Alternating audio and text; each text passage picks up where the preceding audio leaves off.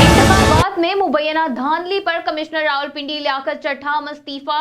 इंतखाबात में मुबैना धांधली पर कमिश्नर रावलपिंडी लियाकत अली चट्ठा ने ओहदे से इस्तीफा दे दिया। कमिश्नर रावलपिंडी लियाकत अली चट्ठा ने पिंडी क्रिकेट स्टेडियम प्रेस कॉन्फ्रेंस करते हुए कहा कि रावलपिंडी डिवीजन में इंतखाबी धांधली की जिम्मेदारी कबूल करता हूं और अपने आप को पुलिस के हवाले करता हूं। मैं अपने ज़मीर का बोझ उतार रहा हूं। आज सुबह नमाज के वक्त खुदकुशी की भी कोशिश की।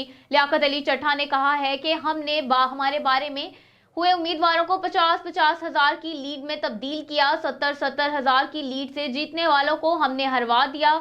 मैंने रावलपिंडी डिवीजन में नाइंसाफी की है। मुझे रावलपिंडी कचेरी चौक में फांसी दे देनी चाहिए। उन्होंने कहा है कि रावलपिंडी डिवीजन में इंतखाबी धांधली की जिम्मेदारी कबूल करता हूं। मेरे साथ चीफ इलेक्शन कमिश्नर और चीफ जस्टिस को भी फांसी पर लगाया जाए। ये सब जुर्म में बराबर के शरीक हैं। कमिश्नर ने मजीद कहा है कि अपने गुनाह की सरेआम माफी मांगता हूं। मेरे ऊपर कोई दबाव नहीं था। मुझे सरेआम गिरफ्तार किया जाए। फौज के इलेक्शन ठीक करवाए। फौज ने इलेक्शन ठीक करवाए थे। दोबारा इलेक्शन कराने की जरूरत नहीं। फॉर्म 45 को ही दोबारा जमा कर लिया जाए तो सूरत हाल वाजिया हो जाएगी। इंतखाबात में मुबैना धांधली पर कमिश्नर रावलपिंडी लियाकत चट्ठा इस्तीफा। इंतखाबात में मुबैना धांधली पर कमिश्नर रावलपिंडी लियाकत अली चट्ठा ने ओहदे से इस्तीफा दे दिया।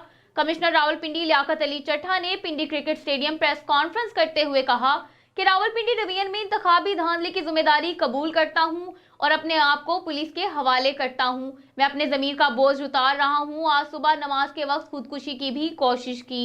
लियाकत अली चट्ठा ने कहा है कि हमने हारे हुए उम्मीदवारों को 50-50 हज़ार की लीड में तब्दील किया। 70-70 हज़ार की लीड से जीतने वालों को हमने हरवा दिया। मैंने रावलपिंडी डिवीजन में नाइंसाफी की है। मुझे रावलपिंडी कचेरी चौक में फांसी दे देनी चाहिए। उन्होंने कहा है कि रावलपिंडी डिवीजन में इंतखाबी धांधली की जिम्मेदारी कबूल करता हूं।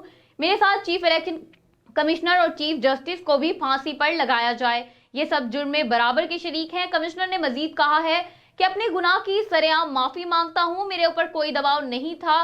मुझे सरेआम गिरफ्तार किया जाए। फौज ने इलेक्शन ठीक करवाए। दोबारा इलेक्शन कराने की जरूरत नहीं। फॉर्म 45 को ही दोबारा जमा कर लिया जाए तो सूरत हाल वाजिया हो जाएगी।